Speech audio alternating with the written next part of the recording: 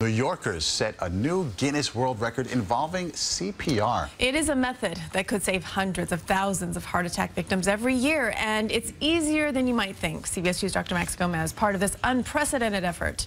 That's right. You know, Christine and Maurice, 300,000 people a year suffer an out-of-hospital cardiac arrest.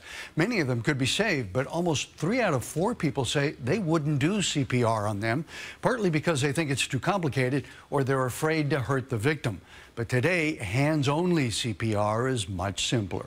I was clinically dead until they started the CPR, and then the police came with a defibrillator and shocked me 3 times, and I woke up in the ambulance.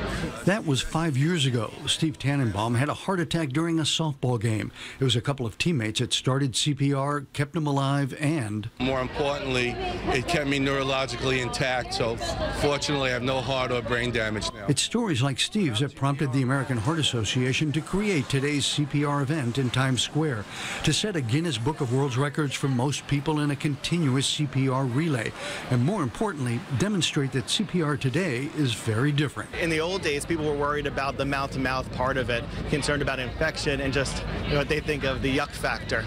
Today, we're talking about hands-only CPR. That hands-only CPR is easy enough that Heart Association volunteers were teaching it to passers-by in Times Square. No more mouth-to-mouth, just chest compressions.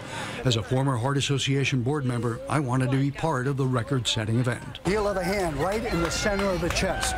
Lock elbows, 100 beats per minute, compression. I was the 240th CPR giver. A few minutes later, Dr. Larry Phillips, the creator of the event, set the world record at 250. Remember, push fast and hard, 100 beats a minute in the center of the chest. Use your weight with locked elbows. That's how it was done on J.J. Pisani when his heart stopped after an electrical shock. Without that CPR, what happens? I wouldn't be here right now. I'd be dead.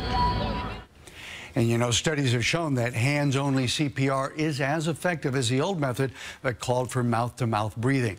And if you want to be part of the world record, the event is still going on until 7 o'clock tonight.